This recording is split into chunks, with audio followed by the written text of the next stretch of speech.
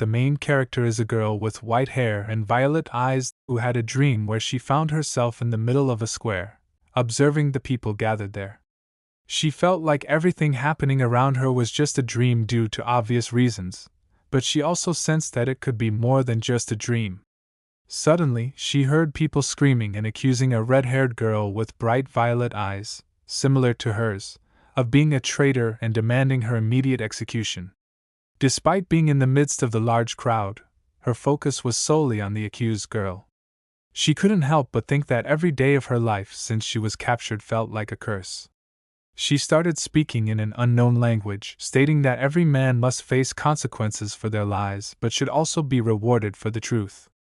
Just before her life ended, she smiled for the last time, and then her bright red hair rolled. The protagonist woke up startled. At that moment, the maid was surprised by how early the girl woke up. The protagonist, Irina Senior, was the daughter of the Senior family. The maid informed her that she had to join the Marquee for breakfast that day and urged her to hurry up. Irina, feeling rushed, asked the maid to help her pick out an outfit as she was concerned about being late. However, the maid, feeling displeased, reminded Irina of her high social status and comfortable life provided by the Marquee. She advised Irina to be grateful and sit quietly without causing any disruptions. Therefore, the maid refused to assist her and was about to leave, claiming she was busy. Suddenly, Havel, the first son of the Senior family, appeared and inquired why the maid was in such a rush. The maid was immediately frightened by Havel, but he warned her to show more respect to Irina in the future, otherwise, he would take action against her for speaking in such a disrespectful manner. The scared maid dropped to her knees in fear and quickly apologized for her mistake. However, Havel had already lost interest in her and turned his attention to Irina. He asked her if she knew that they were supposed to have breakfast together that day. Irina explained that she was getting ready for breakfast and Havel offered to help her. He assisted her in choosing an outfit, and once she was dressed, he began to brush her hair. But as he looked at Irina's tired face, he noticed that she seemed a bit pale. Irina admitted that she was feeling a little anxious, and Havel suspected it was because she was afraid of her father's anger. However, Havel reassured her not to worry because he would never let anyone harm her. Havel then asked Irina to trust her brother more in the future. Irina gazed at Havel's smiling face, unsure of how to react. He suggested having breakfast together with his father, leaving Irina with no choice but to accept the invitation. Finally, they all made their way to the dining room where the head of the Senior family, Kermail, was already waiting for them. He greeted his son first and then Irina, who responded with a polite smile. However, when Irina addressed him as Kermail Marquee, it angered him and he reminded Irina that they had discussed calling him father multiple times before. He insisted that she greet him properly. Once Irina complied, the Marquee praised her and warned her that she would have to address him as such in the future when she became a spiritist and entered society. The Marquee emphasized that Irina's ability to communicate with spirits would make her an exceptional spiritist. He then asked if Irina could already see spirits. Irina immediately became worried and her hands started shaking, prompting Havel to support her and cover her trembling palms with his hand.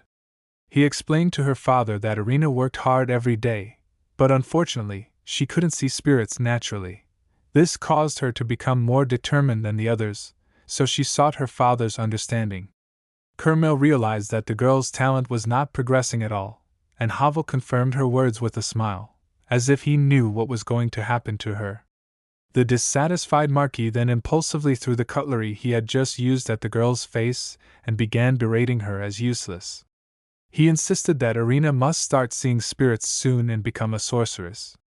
Despite living with them for 6 years, she was still failing. The Marquis regretted taking Irina in, stating that if he had known how useless she was, he would never have accepted her into the family. It was then that the girl remembered the day at the age of 6 when the Marquis had found her on the street. It was the day of the test for the ability to communicate with spirits. Everyone was waiting in line to receive their results, which were announced inside the queue.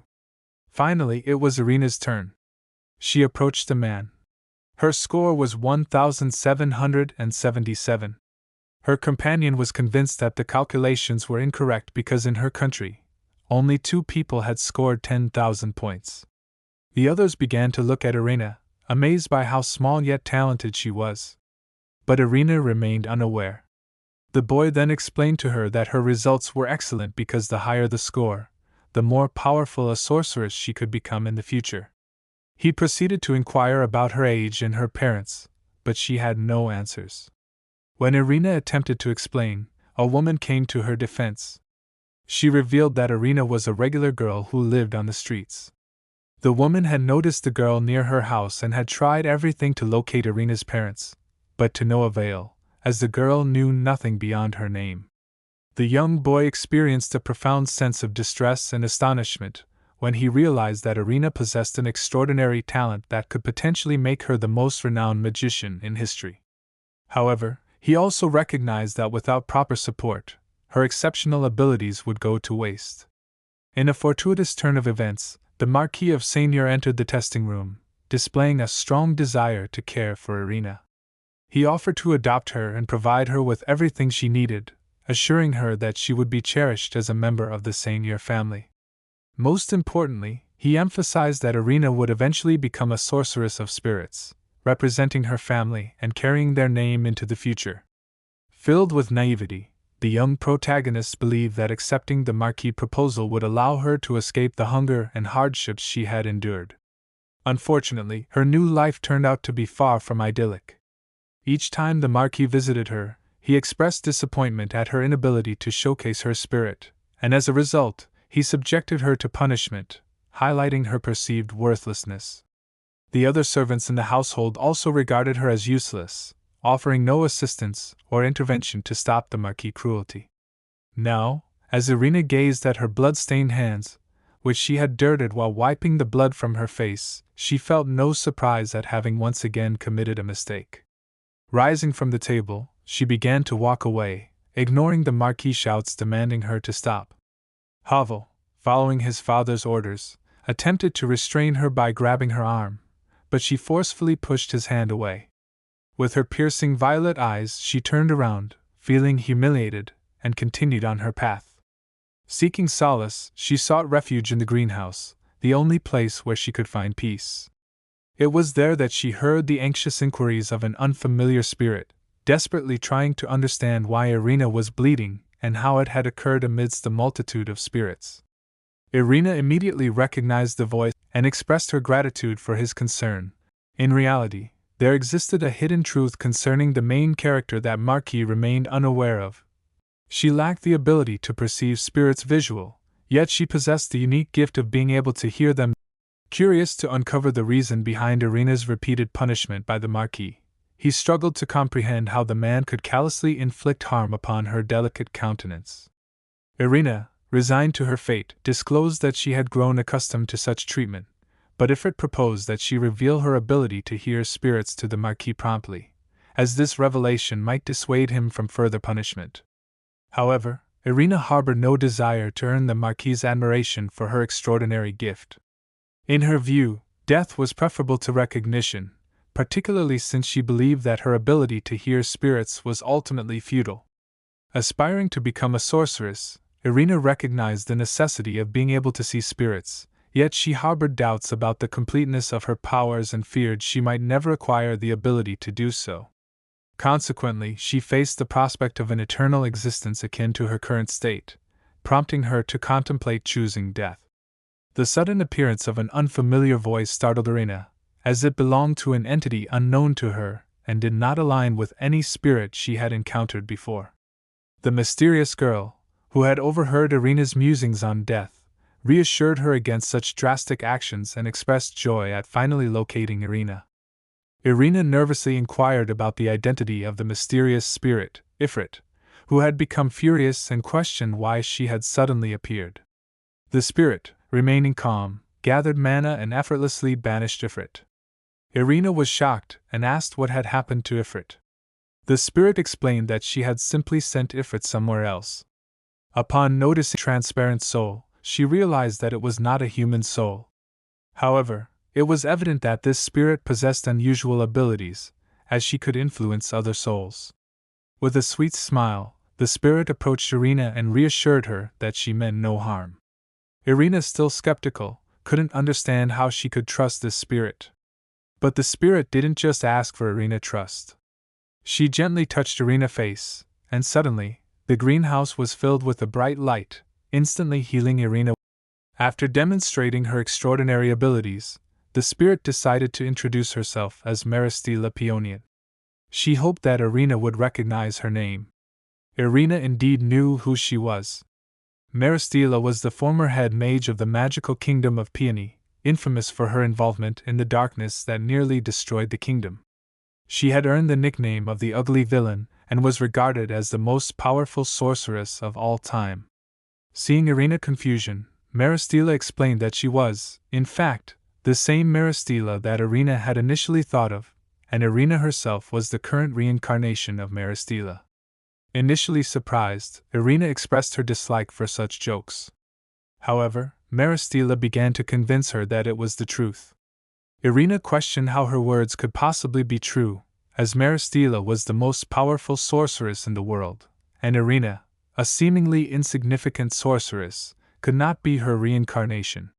These words only alarmed Maristela, as she couldn't understand why Irina underestimated her own abilities. Maristela believed that Irina possessed incredible power, despite the opinions of those around her. Despite all the rumors circulating about her incompetence, in an attempt to reassure the young girl, Maristela revealed that although they possessed different essences, their souls were intricately connected.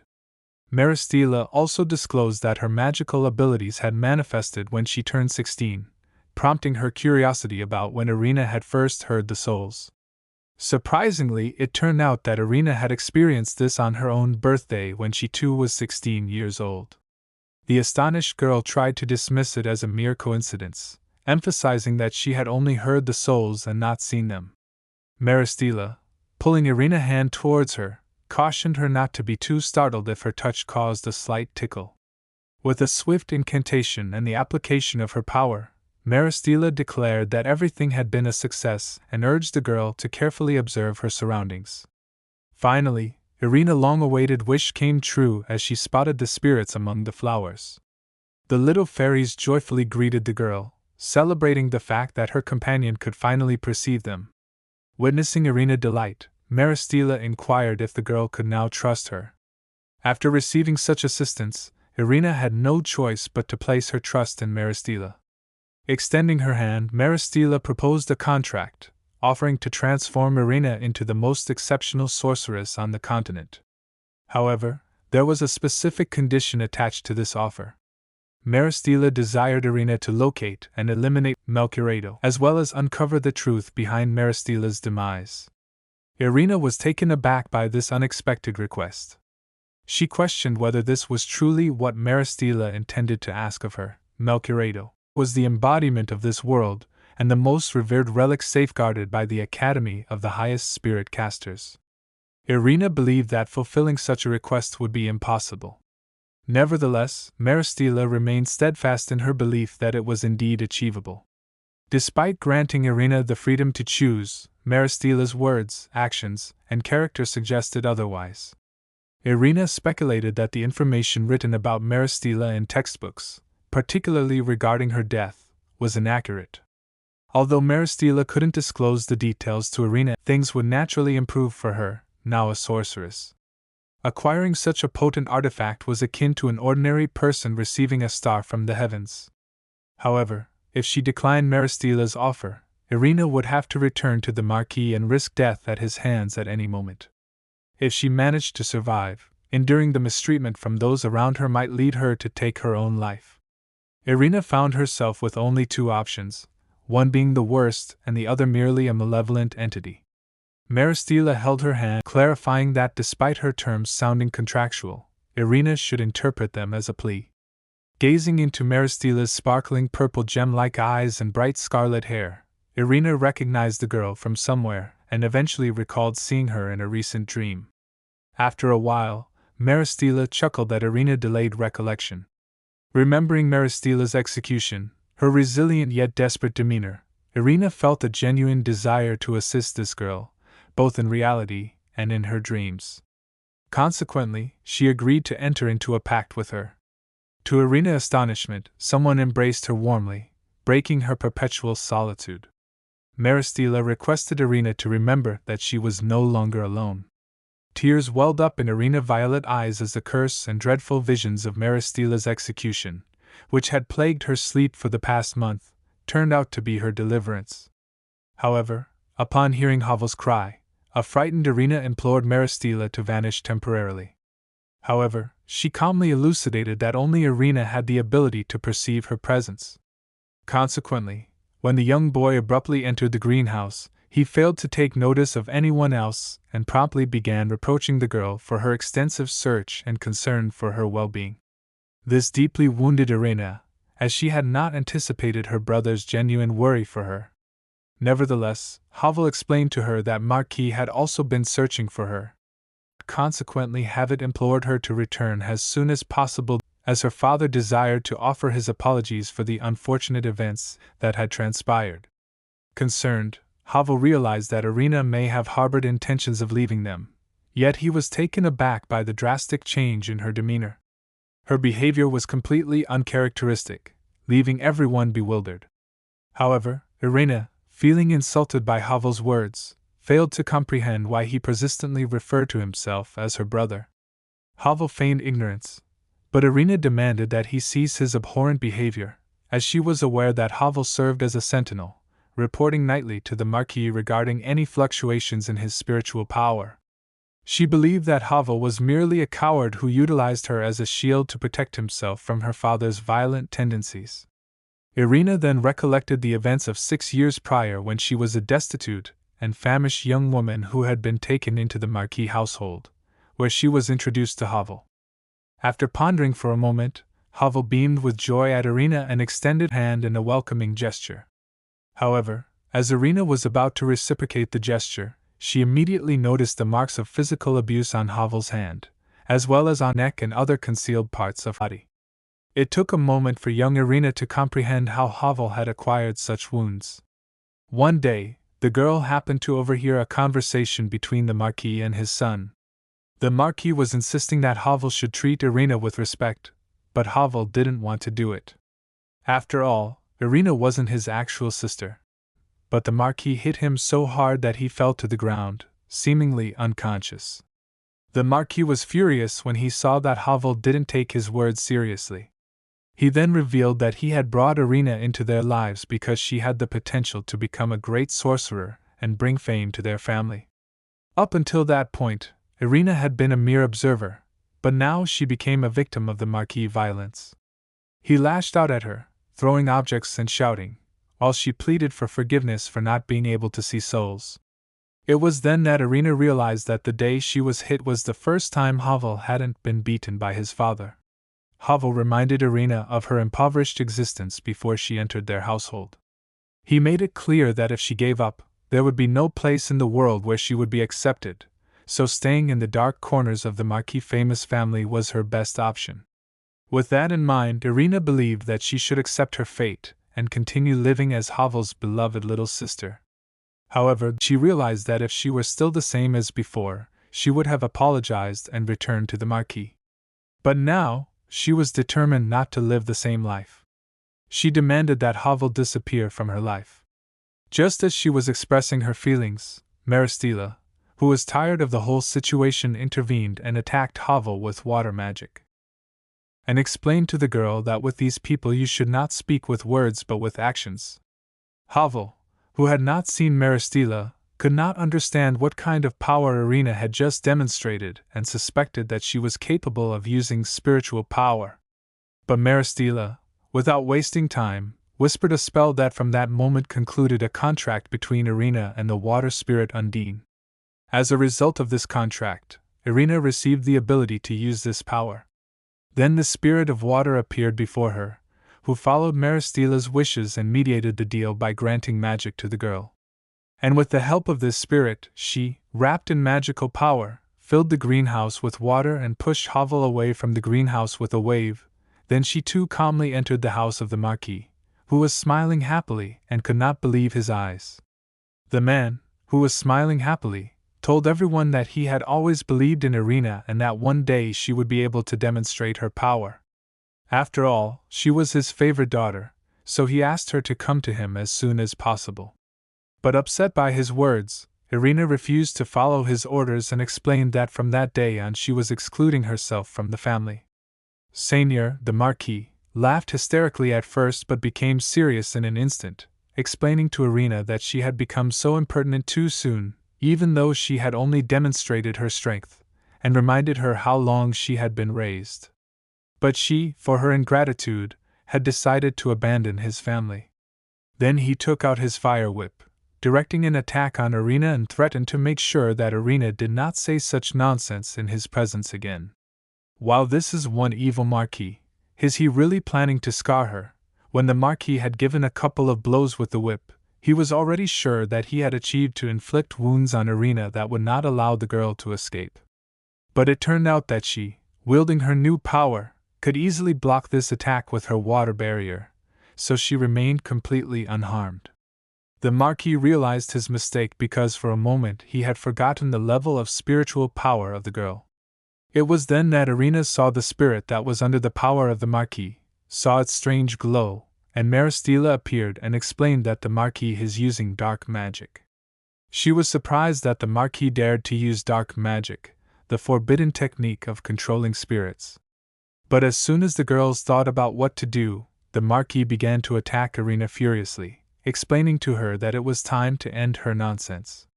A naughty girl like her had to be punished.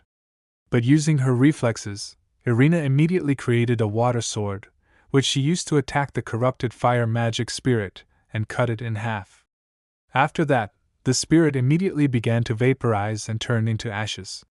Before the Marquis could react, the girl had already thrown him to the ground and sat him down, pointing her sword at his neck, warning him not to commit such imprudence again. Furious, the Marquis, trembling with rage, explained that he would not allow Irina such freedom, and that evidently he would not leave her unpunished for her actions. Upon hearing these words, without realizing it, Irina began to cry. She asked herself what she thought. Would the Marquis want to avenge the times that the Marquis had hurt her, and at the same time feel joy? So she ordered him to keep quiet even if it hurts, and to endure all the torment that she would give him. Seeing the girl's rage, Maristela realized that in the future she might regret her actions. So stopping Irina, she suggested that she stop and leave because Maristela did not want to see how much Irina's good soul was suffering. Irina asked Maristela to let her go and stay out of it. In reality, she did not want to end the Marquis, but Irina was consumed by desperation. Well, now she didn't even have a place to go. Maristela marveled at how quickly Irina had forgotten her contract. Well, now Irina had something to do, which meant she had a family with whom she had to leave. From the warm contact of Maristela's hand, Irina felt that even the cold air of the Marquis mansion had changed. But the next time she opened her eyes, she was surprised because they were in the country's central square and Maristela pointed out the direction of the place where she would be welcome, the Checkmate Academy. Among the 3 academies that existed in the kingdom, only the best sorcerers could access the best academy of the highest level in the kingdom. This was the academy where Melchiorado was located. So Maristela asked the girl, smiling, if today she was ready to take the entrance exams for this academy. She could not believe what she had heard, and when she saw her surprise, Maristela did not understand Irina's fear and explained to her that Melchiorado was in this same academy and should not be forgotten. She especially thought that the girl should not worry because she would undoubtedly pass this exam. Irina did not understand such faith in her abilities, but it seemed obvious to Maristela. After all, Irina was her reincarnation, and the reincarnation of a spiritist as great as Maristela would not be able to fail such a simple exam. Of course, this inspired Irina, but she explained to Maristela that to pass the exam she needed money, and she didn't have a cent. But that wasn't a problem because in her past life, Maristela must have been rich. So she just had to snap her fingers to find herself outside the bank, where they immediately walked together. There were many souls there fluttering and helping the bank employees. Irina marveled at what she saw. It was the first time she had seen so many souls gathered in one place. So Maristela explained to her that they all had 4 attributes: but each attribute could be recreated in numbers close to hundreds or tens of thousands. That is why there were so many spirits. But suddenly she noticed one of the familiar souls whom she greeted happily. It was a banker. The banker also greeted the lady and asked her what business she wanted to come to. At the same time, Maristela summoned a special key and asked him to take out of her safe the papers of her exam from the Checkmate Academy, as well as her Elementantis bank card. This surprised the man because he could understand the need for money, but he was interested in the document for the exam because Maristela was the creator of the academy and did not need to pass the entrance tests. Irina, worried about what she had heard, could not believe that she was now with the soul of the person who had once created such a magnificent academy. Maristela was surprised at how much she had underestimated her, so she calmly explained to the banker that today's academy exam was not her, but the child she had brought with her. The banker understood the reason for her strange behavior but warned her that this year's exams would be the most difficult in history. So handing her the bank card as well as the documents for the exam, he wished her good luck. Irina, the little reincarnation of the Great Witch, received all the necessary documents, and went to the academy where they finally called her number 3I7 and invited her to come in. Maristela then encouraged the girl and suggested that she go now as soon as possible. But Irina, worried, wanted Maristela to accompany her, but Maristela began to collapse little by little and explained that she needed to rest. After all, she had reached the academy itself and had used an enormous amount of her strength. Irina did not understand why Maristela's body was disintegrating, but Maristela, gently arranging Irina's hair, asked her not to worry. After all, they were not saying goodbye forever, and they would surely meet again soon. She also warned Irina that very soon she would see, hear, and learn many interesting things in the academy. So Maristela wanted Irina to find her true purpose. Irina promised that she would get ahead and thanked Maristela for all the help she had given her. Finally, Maristela promised that they would see each other again. Accepted that she was alone again. She realized that a new chapter in her life had begun in which she was beginning to live and act on her own again. She approached the boy who greeted her cheerfully with number 387 and offered to shake her hand before going to the exam. As soon as Irina approached the guy, he marveled at how incredible the girl's spiritual power was and congratulated her for having managed to pass the first phases of the exam. As soon as she entered the next room, she was surprised that the first stage was so easy, but in the end, she felt that it was quite difficult for her to breathe, and she suspected that the airflow was restricted. The spirit that was always watching Irina began to scold her, surprised that she had so easily passed such a difficult second stage of the exam. She remained awkwardly silent on the way to the third exam. Irina thought about the fact that everyone around her was worried that this year's exams would be the hardest yet, but she was preparing for them to be much worse. The idea got into her head that she was strong enough to pass it without problems as she walked through the hallways. Irina remembered that at the end of the hallway she was in the place of the last exam. However, the way was long, especially because it was cold inside. She started to have chills, but suddenly a boy came up and put his jacket over her and asked her if she was warmer. Irina, surprised, thanked the young man and asked him who the boy was. He was surprised that the girl understood him very well, and he also considered her a very interesting first-year student. He greeted Irina with a smile and explained to her that he was the person in charge of the third oral phase of the exam. His name is Danan Spirochi. They continued on their way together, and when Irina addressed the examiner, the boy allowed her to speak on a first-name basis. Then she tried to ask him how much time they had left to get to the exam. According to Danan, they were almost there, but the girl stopped and remained motionless, which confused Danan. He was worried that the girl was suffering or that something had happened to her, but Irina explained that no. She would go further with him because he was behaving strangely recently. To be more precise, Irina thought that Danan was initially suspicious. He had a voice that sounded human, but he wasn't, and he seemed too young to be in charge of an exam in a first-class academy. He also kept saying the same thing about how they would come soon, and he had been saying it for 30 minutes, but they had not arrived yet. So if Danan was really the examiner, Irina wanted to get some proof of it, Otherwise, she wouldn't take another step. This look from the protagonist made a small shiver run through Danan's body. He apologized to the girl for having deceived her. In reality, he should have finished her exam earlier, but it had been a long time since he had met someone like the protagonist among those taking the exam who understood it so well with ease. So he was impressed. Danan thought that the girl had taken a good exam and that she had done a great job. Seeing Irina's shocked face, he explained to her that the last test was to understand the examiner's speech that had been altered by spiritual power. Waving his fingers again, he returned his voice to normal, realizing that it probably sounded more familiar now. He also gave Irina a brooch and congratulated the student Irina for having obtained the highest score in the exam. Soon as all the formalities were over, she entered the academy and went into the dormitory. She was assigned a separate room where she could live comfortably despite her fatigue. Irina was busy looking at her brooch.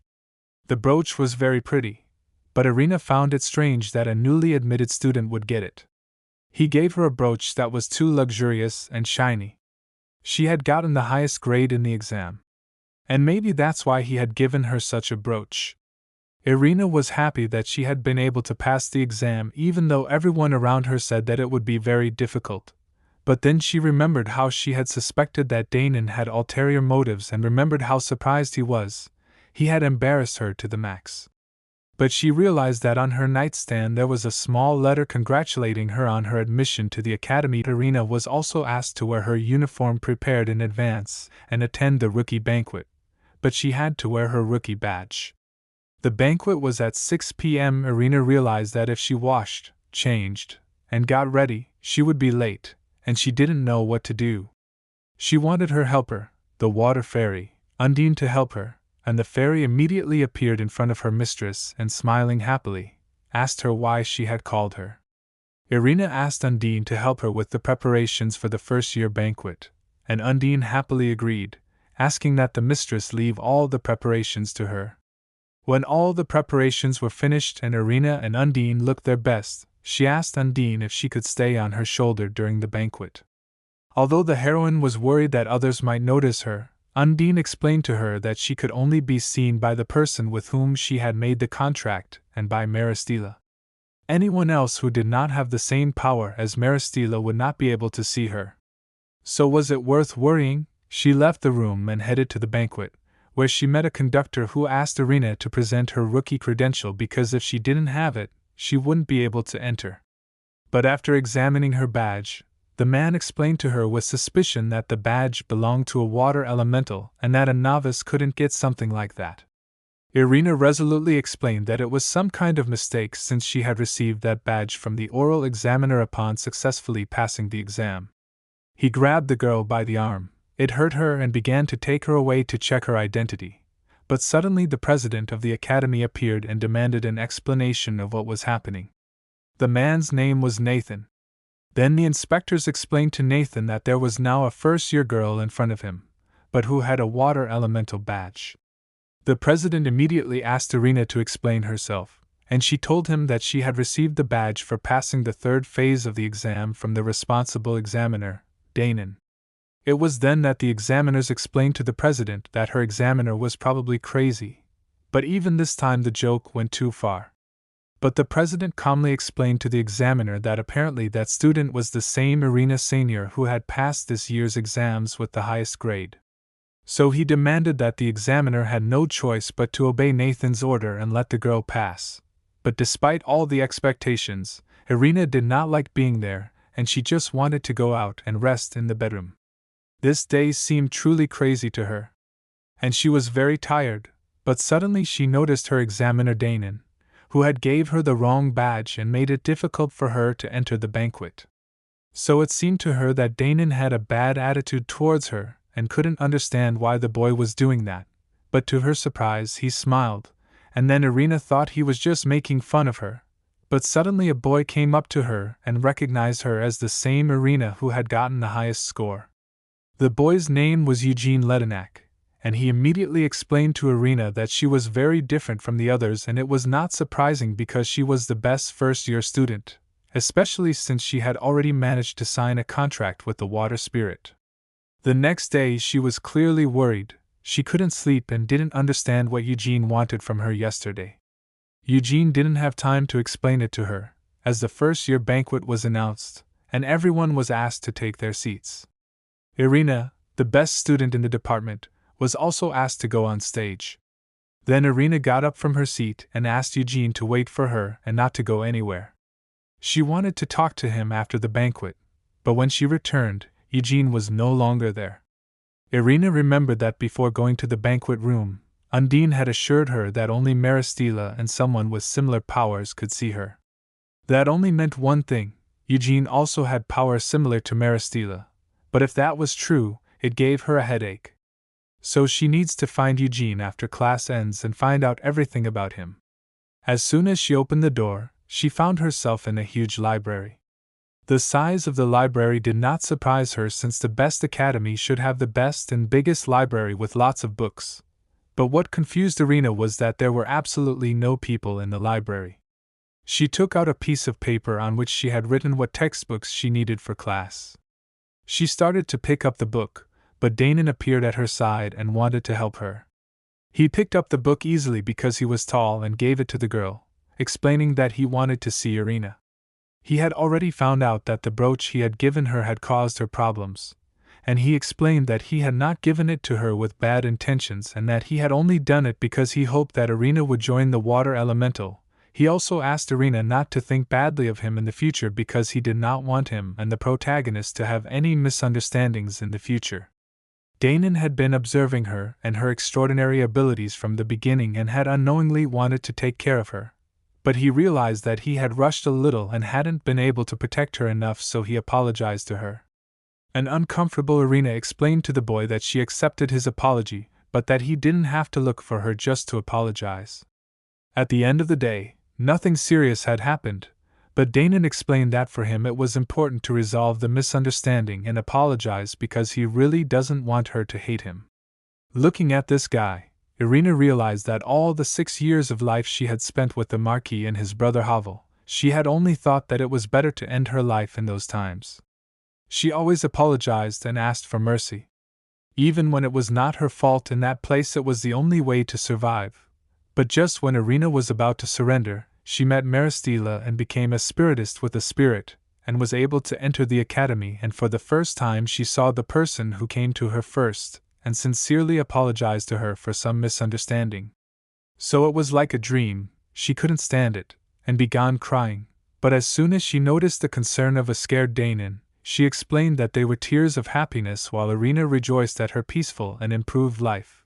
Meanwhile, the Marquis beat his son, accusing him of not being able to find a pathetic girl. All Havel had to do was apologize to his father and ask for more time, but the Marquis threw his son out, calling him a disgrace to the family.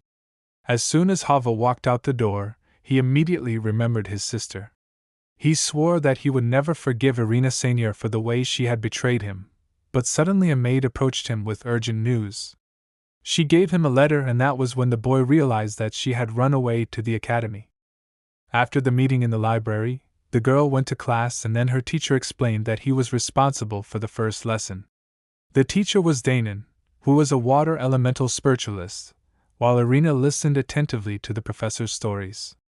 Her scrutinizing gaze was noticed by Eugene, who suspected that Irina's attention was due to the fact that she liked the professor so much that she had fallen in love with him. Irina was outraged by this assumption, but Eugene did not see anything strange in it. Because Professor Danan was popular among the students, this news did not surprise Irina, because he had a soft speech, a calm and kind character, and he was very handsome. He was also the youngest teacher in the history of the academy. When Eugene realized that Irina was lost in thought, he poured water on her face and suggested that she concentrate on class, because even if Irina was the best, he could quickly take her position if she stopped trying. Irina did not understand why Eugene was picking on her, especially because yesterday he had behaved in such a strange way, but he explained to her that he wasn't messing with her at all. He just wanted to warn her that she should hide Undine. Irina was more worried about how that guy could see Undine, so she asked him for explanations. It turned out that Eugene also had a contract. Eugene warning her that sorcerers who already had an spirit contract could see the contracted souls of others. This was basic knowledge, so Eugene felt that Irina should already know it, because if she didn't know it, then her senior title meant absolutely nothing. Irina realized that these reasons were not enough to explain all of Eugene's strangeness, because his Undine could only be seen by someone who had magic. Eugene could see Undine perfectly, plus the girl was confused by the light that just ended from seeing in Eugene's hand. She had read about it, and knew that if magic and spirit power were used together, there would always be a residual image of magic power according to the spirit attribute, and if Irina's speculation was correct, then Eugene should have the water attribute connected with a blue glow. But there was another suspicious thing. Irina hadn't heard Professor Danan's voice at all since Eugene had appeared. He was willing to explain everything to her if she was interested, and he would answer if the question was asked politely, and with enough detail. But without thinking much, Irina grabbed the guy by his long ponytail and shoved him, and suddenly something around him began to break. Eugene did not understand what Irina had done, but she calmly explained to him that she had suspected since the beginning. At first, they were in a virtual field, and now she had a question, because a virtual field was a space that could only be created with magic. So she was wondering how Eugene was using the virtual field, and she asked him to tell her everything politely and in detail. Once upon a time, the world was moved by the use of magic. However, Marisa, who was the leading person of the time, was executed. So after the Age of Souls began, the magical power was sealed so that no one could use it. And then Eugene, who had gathered all the information, realized that Irina, who had adored everything, had broken her concentration on purpose to destroy the field. Irina explained to him that he was right, and told him that she had studied hard for 6 years in the Marquee Seigneur's family, for which had a lot of knowledge and information. So it was not difficult to understand that they were in a virtual field, nor was it difficult to understand that Eugene knew how to use magic. Then the boy turned around immediately, not wanting to continue the conversation and feeling depressed. Irina assured him that she wouldn't tell anyone because she wasn't that kind of person, but she advised Eugene to be as careful as possible, because if he pretended again and used his powers recklessly, he could be caught. The two of them talked until the end of class, so Danan was already announcing that they would study attributes in the next class and asked everyone not to be late to class, when Irina was about to leave. Eugene asked her to stay because he also had advice for the girl. He told her about the Moonstone tool that they would use to test their attributes in the next class. The Moonstone is an incredibly powerful tool that can be used to contact the spirit world.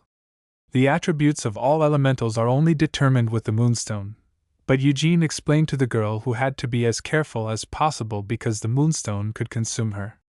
Irina did not understand what he meant, but it turned out that the reason was her incredible power that the Moonstone would want to get for itself, because the Moonstone hated those who were stronger. The girl didn't understand how it could be stronger than the Moonstone itself, but Eugene thought it was possible with her level of skill. Irina reminded the boy again that she wouldn't even think about telling anyone his secret, and asked him not to start to be her friend only because she hoped his secret would not come to light. But Eugene convinced her that he had not warned her because of that, but because he was really worried about her life. But Irina insisted that instead of wasting her free time with a stranger, Eugene should take care of himself well.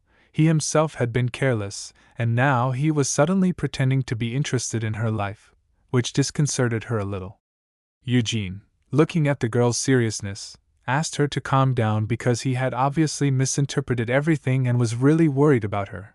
Irina looked at Eugene, and she realized that she had only known him for 2 days, so she couldn't trust him. And even though she wanted to say it to his face, she couldn't say a word.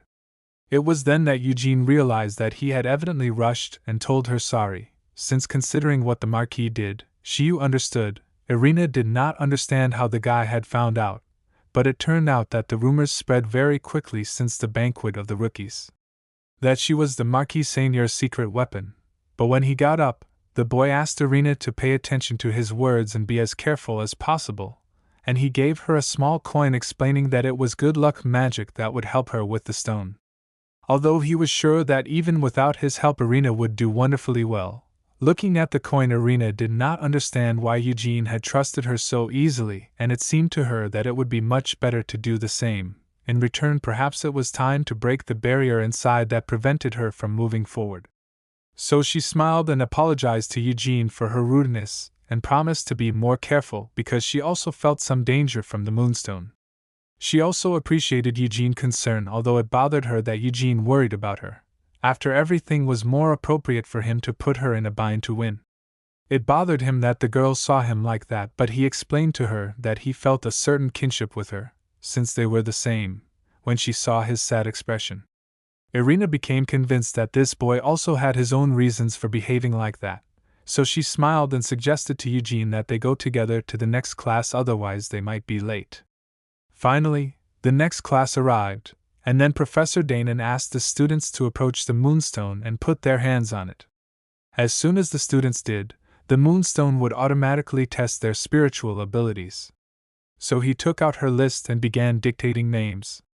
Irina remembered reading the book as a child and going to her older brother to ask about the Moonstone.